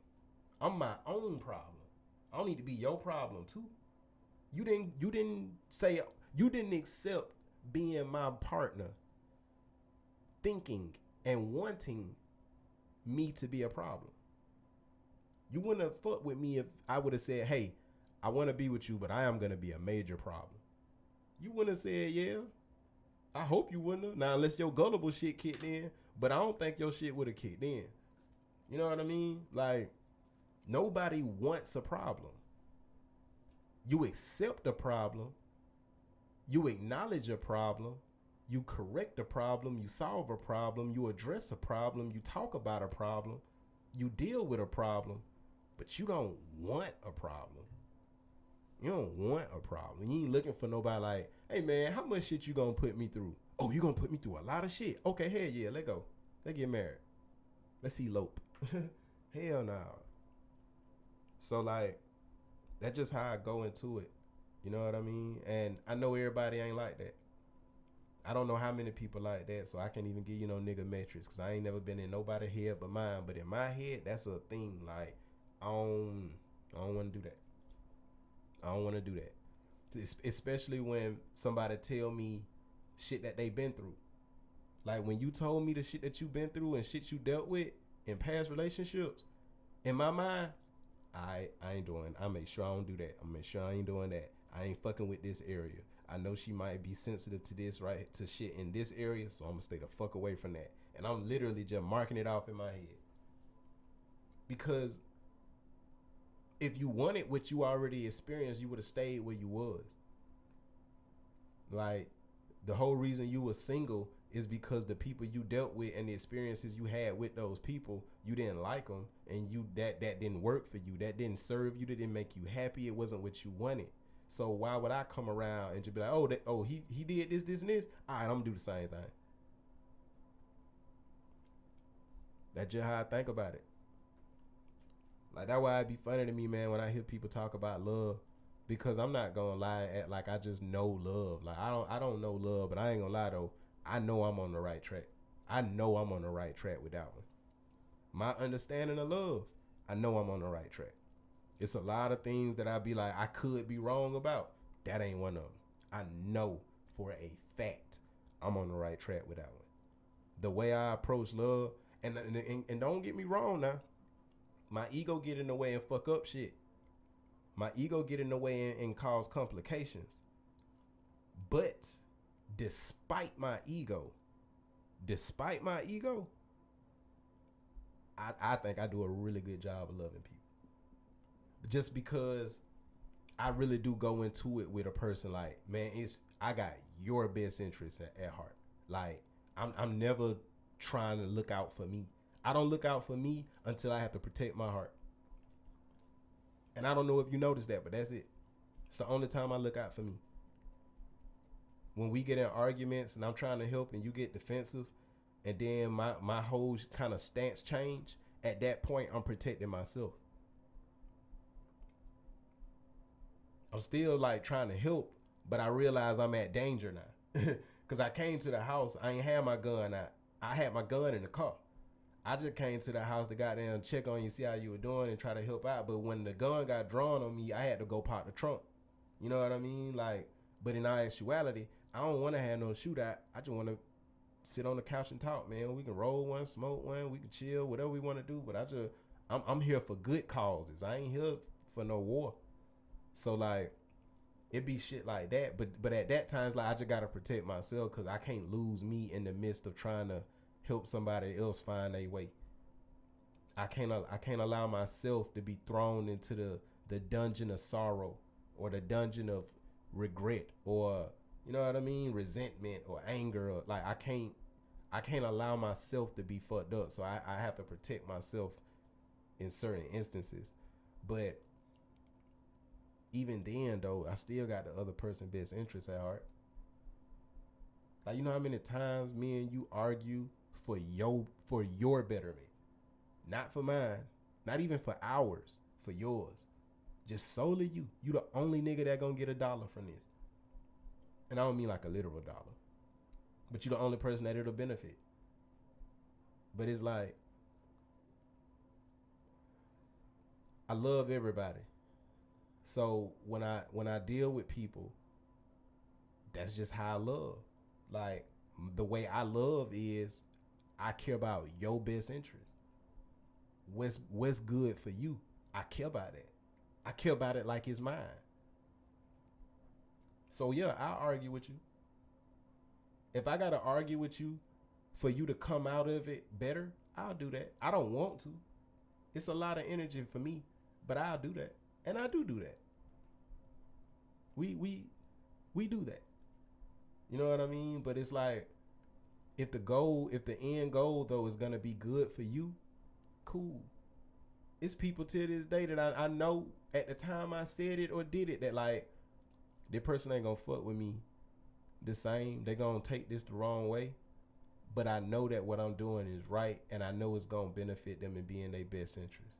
So if it means that I got to kind of sacrifice myself in this situation and our friendship or whatever in order for this person to be all right, I'll do that. I'll do that.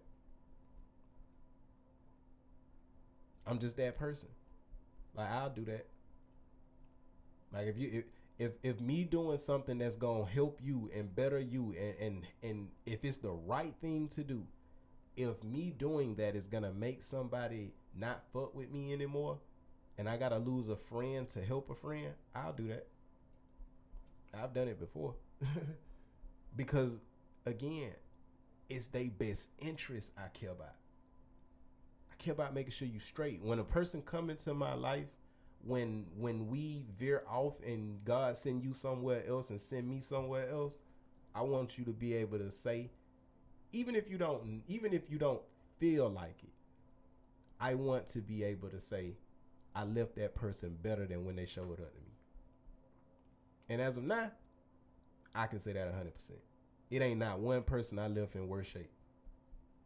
When people come into my life, they leave better. And that's mainly because of how God used me. But then it's also because I just listen and I choose to follow. I choose to follow what God put in me. Like when God put in me to like do something for somebody or call somebody and give somebody some encouragement, or if somebody talk to me, like give them advice, whatever. If somebody needs some money, if I can send it, I send it. Like whatever I can do. When God open up the door for me to step in and show love like that, I just listen. It's really God, because God put that in me. But I try to make sure I listen though. Because the thing is, man, like a lot of us have good ideas, good thoughts, good intentions, but we don't listen.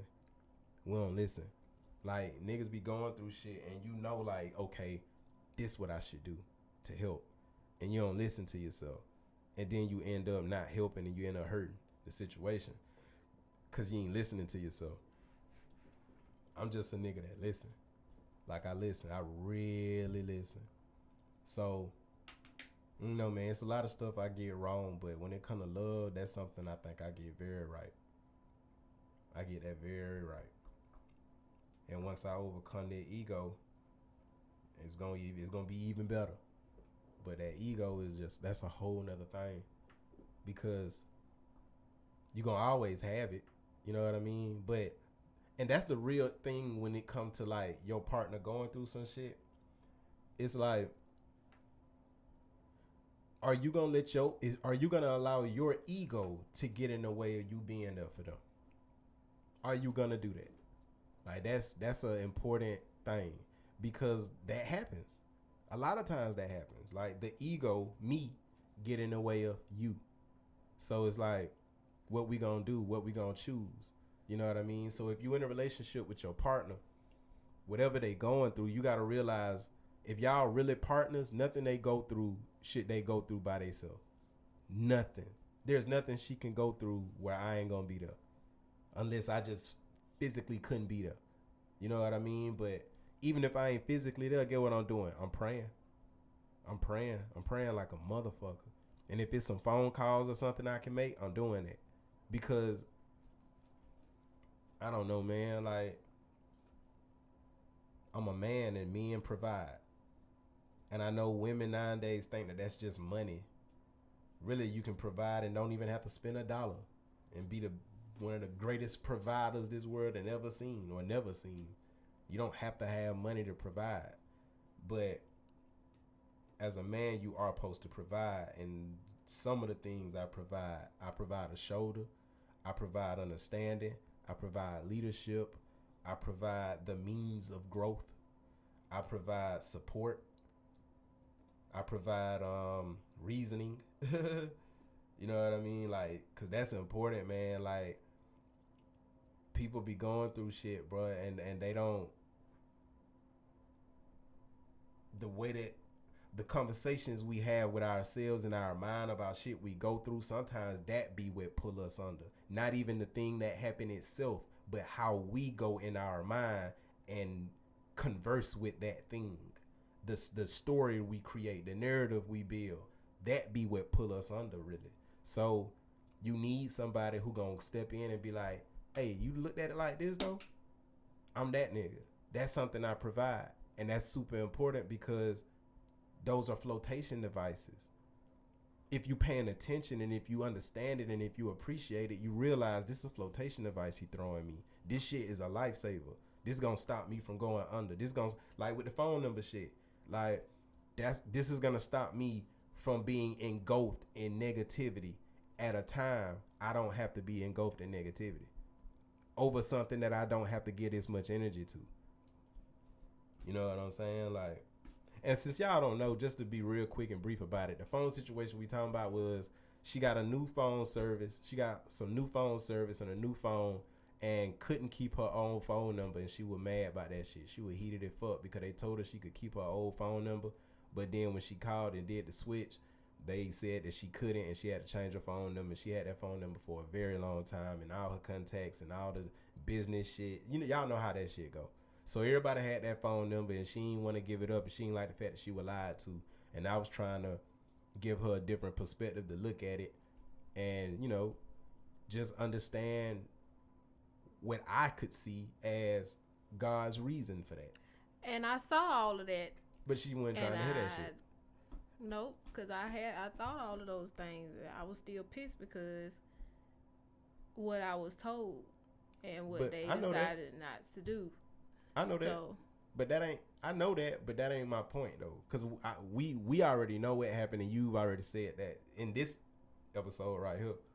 But what I'm saying though is like, first of all, giving them some context because we didn't mention it like 3 times and they never really said what happened. So I wanted to give some context, but then also too, in the midst of giving context, just giving an example of me providing that other perspective, like to try to make sure somebody don't go under.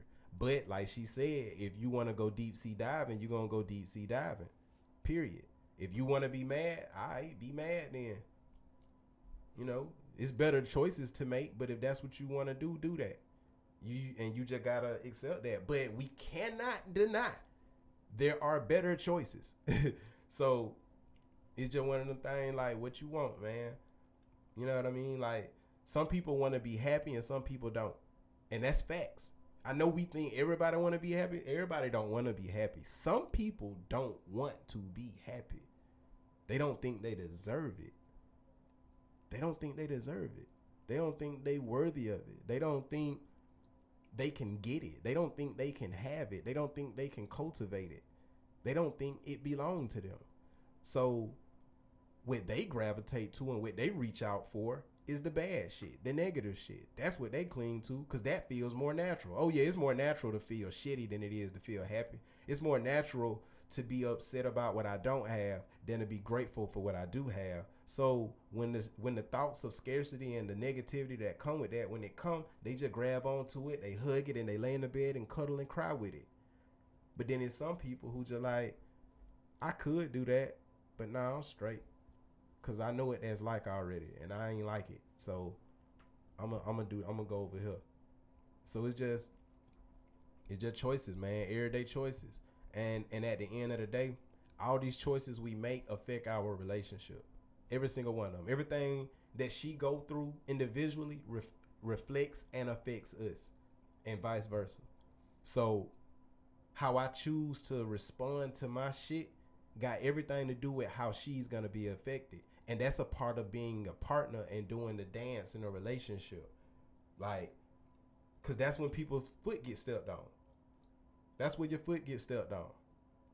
When we doing a dance and some shit happen on my end. And it's like, oh shit, my footing fucked up. I hold on. Okay, put it right there. And then I put my foot there and stepped on the good foot and fucked the whole move up we were trying to do. You know what I mean? Or it happens on her end and she step on my feet. But either way though, something happens to the individual that throw the individual off and they fuck up the steps in the dance and it's a hiccup. So in them times, man, we gotta have a partner that we can rely on that can hold her down even when we can't hold ourselves down. We need a partner that's not gonna add to the problem. We need a partner that's not gonna be the problem, but gonna help us find a solution to the problem. We need to be the type of partner we need when we go through something. Like, whatever you going through and battling with, you need a partner that understand that and that knows how to respond to that and how to help with that and what to do in that situation and in those experiences, like how to maneuver it. So with that said, man, let's be better, man. Let's be better every day. Every day is a chance to be better, man. Every single day is a chance to be better. So like, let's continue to be better, man. Let's continue to be better lovers, better friends, better people. You know what I mean? Better reflections and representations of God. Let's put out more positive energy into the world, man. Let's love people, man. Love people, man. Love people. I can't stress that enough. We gotta love each other. We gotta love each other, man. We got a lot of bullshit reasons for why we don't fuck with each other, but it's all bullshit, bro. Racism that's bullshit, bro. That's some real bullshit. You know what I mean? This man versus woman thing, like, that's real bullshit. Neither one of us are here without one of them. Women carry the child, that's true, but a man plant that seed, and without that seed, that child ain't being born. You know what I mean? So we need both. A man and a woman is the only reason I'm sitting in this chair. So how can I demonize one? They both the reason I'm sitting in this chair. They both the reason why I'm inhaling this air right now. You know what I mean? So we just gotta be appreciative of each other, man, and we gotta be real partners with each other. It makes sense why Adam was over the land and the animals and stuff if he held the seeds. Yeah. Cause it starts with the seed. Gotta cultivate the land. It starts with the seed. We supposed to procreate. And also it makes sense with Adam because Adam's job was to be the head. Mm-hmm. So in order for him to be the head, he got to know how to take care of everything. And that's how he provided. Yeah. Yep. But the thing about it, man, and this go for every man and woman, really, just go for everybody. If you're going to be a leader, you got to be a good leader. And if you're going to be a supporter or I don't want to say follower because the connotation with that. But for the sake of the concept, I'm going to say follower. But I don't mean like on some blind, I don't have any mind of my own type shit.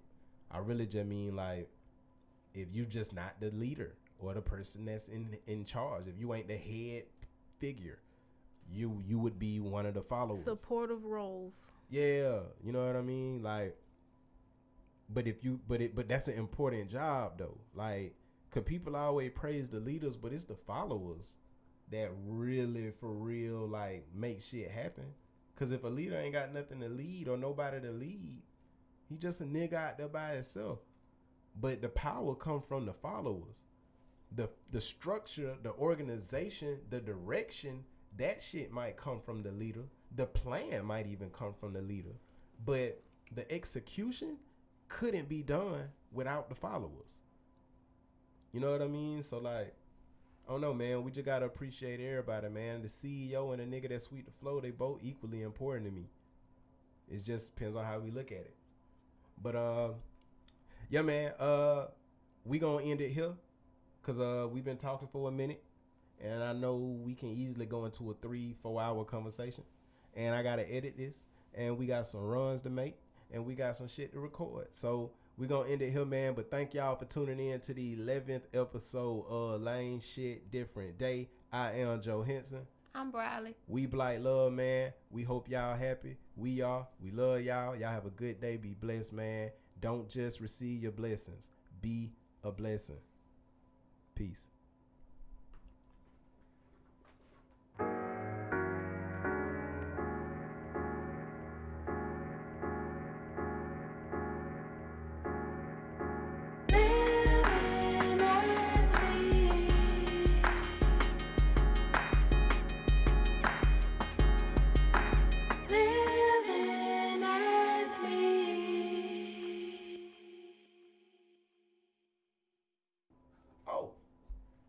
Also, at the end of this video, I'm going to actually put a video where you can see a new video that me, Steve Cantrell, Big Josh, and OG12 did to this song we got called First to Know for the COVID awareness app called UgoRound. You probably should check that out. I know it's a song for COVID, and you might be like, I don't want to hear no song for COVID. They bit hard, though, and they bit right. So, y'all make sure y'all click that, man. At the end of the video, you'll see it all in the midst of the shit and all that, just like we do. Y'all know how we plug shit at the end. Click on the video. Make sure y'all subscribe. Leave a comment. Please share this, because, you know, word of mouth is still the best form of promotion. We love y'all. Blight love, we out. And I know it might have been a minute, but I got to say this because it feel like it been a minute. Spread Blight love. Peace. Toodaloo. Toodaloo the cock-a-doodle-doo.